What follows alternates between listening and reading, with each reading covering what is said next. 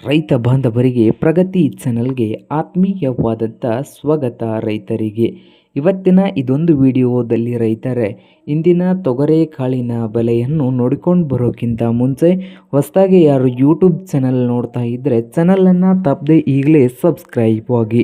ಇಂದು ತೊಗರೆ ಕಾಳಿನ ಬೆಲೆಯನ್ನು ನೋಡಿಕೊಂಡು ಬರೋಣ ಬನ್ನಿ ರೈತರೇ.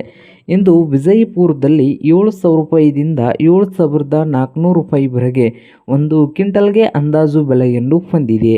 ಹಾಗೆ ಬಾಗಲಕೋಟೆಯಲ್ಲಿ ನೋಡೋದಾದರೆ 6,000ದಿಂದ 6,800 ರೂಪಾಯಿವರೆಗೆ ಒಂದು ಕ್ವಿಂಟಲ್ ತೊಗರೆ ಕಾಳಿನ ಅಂದಾಜು ಬೆಲೆಯನ್ನು ಹೊಂದಿದ್ದು, ರಾಯಚೂರದಲ್ಲಿ 6,000ದಿಂದ 8,000 ರೂಪಾಯಿವರೆಗೆ ಒಂದು ಕ್ವಿಂಟಲ್ ತೊಗರೆ ಕಾಳಿನ ಬೆಲೆಯನ್ನು ಹೊಂದಿದೆ.